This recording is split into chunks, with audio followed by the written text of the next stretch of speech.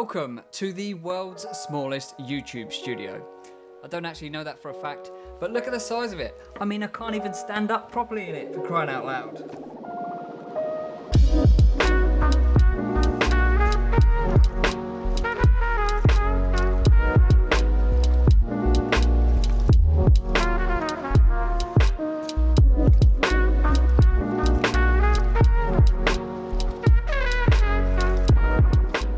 If you watched my previous studio tour video, you will know it is located in a spare room in my house, or at least it was. If you haven't, I will link it up here and down here. Sadly, that studio is no more. I am building a replacement studio in my garden with videos on that coming soon. This means that between the end of the last studio and the finish of the new studio, there's a gap. So I needed to find somewhere else where I could film these videos. And if you haven't guessed it by now, this is it.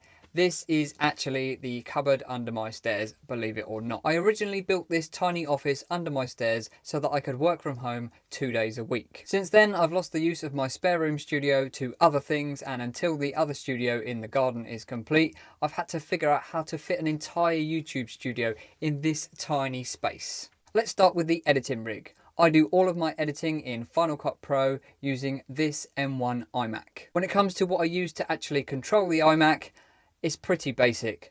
I am one of those strange people that likes using the Apple Magic Mouse, regardless of where the charger port is. You can fight me on that. I don't have to charge it that often, so I just don't care. I also use the included keyboard.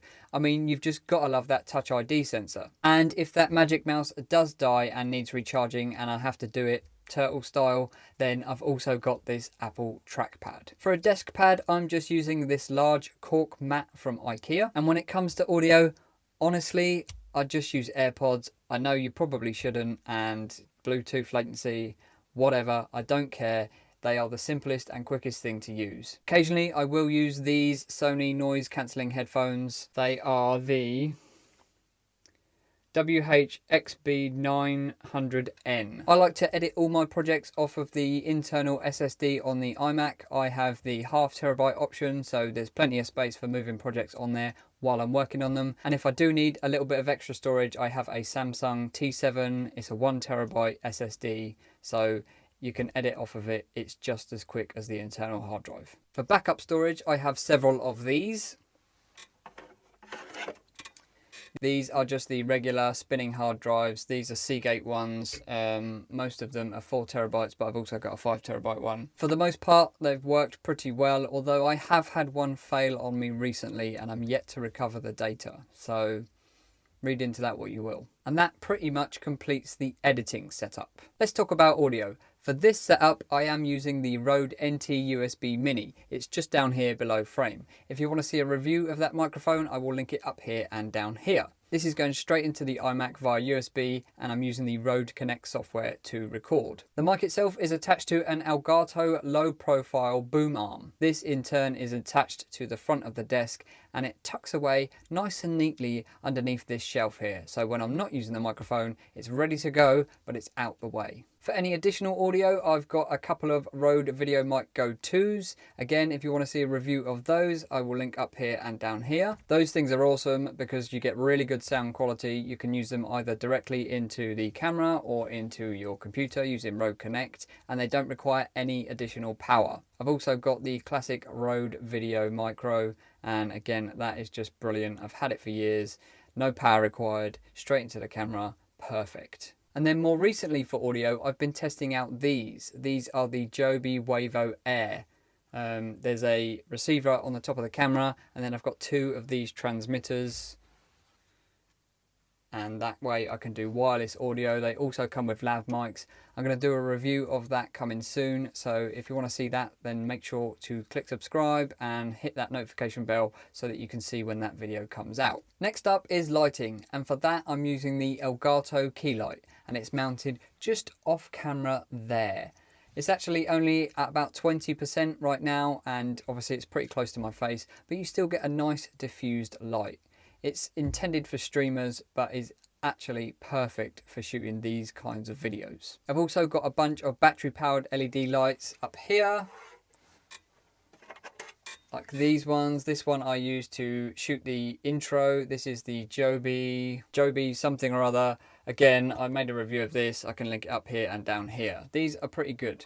And then I've just got a couple of others, some RGB. These are SanDisk ones. Again, review up here and down here. But mainly for lighting in here, I only really need one light. It's big, it's soft, and it's over there. When it comes to cameras, I'm still shooting on the GH5. That is this camera you're looking at now. And on that, I'm just using the 12-60 kit lens. It is precisely this far away, so it's wide enough to shoot in this small space. Obviously, I'm not going to get much depth of field because, you know, the wall's just there. I mean, the ceiling's there, for crying out loud.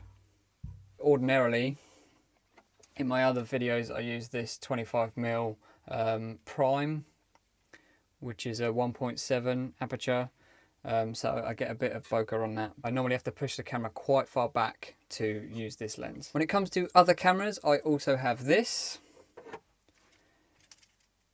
This is the Panasonic G80 or G85, depending on what part of the world you live in. This is often used as the B cam or sometimes the overhead shooting rig cam. And I've just added a new camera, which I've used on a couple of videos, which you may or may not have noticed were slightly different, which is this.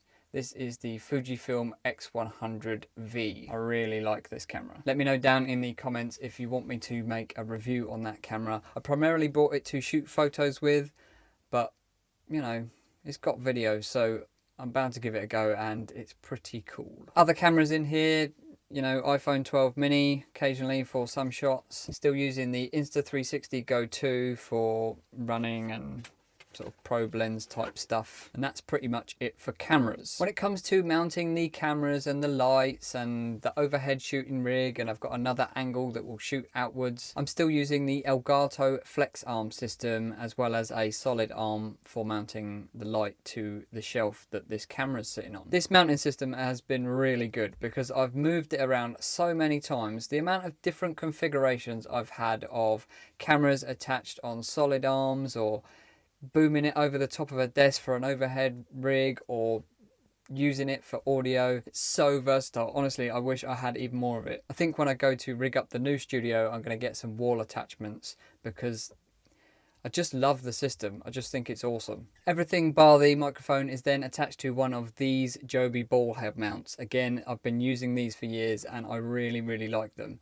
They're not the most expensive one. They're the kind of slim profile slide-in one, but they are just really, really good. And that's pretty much it. If you want to know anything more about any of the items that I spoke about, or any of the items that I didn't, if you've seen anything on the shelves here that you want to know more about or what it is, then just drop a comment down below. What do you think of my studio? Should I even bother with the one outside? Is this the permanent place I should be filming my YouTube videos? Let me know. Thanks for watching, and I'll catch you in the next one.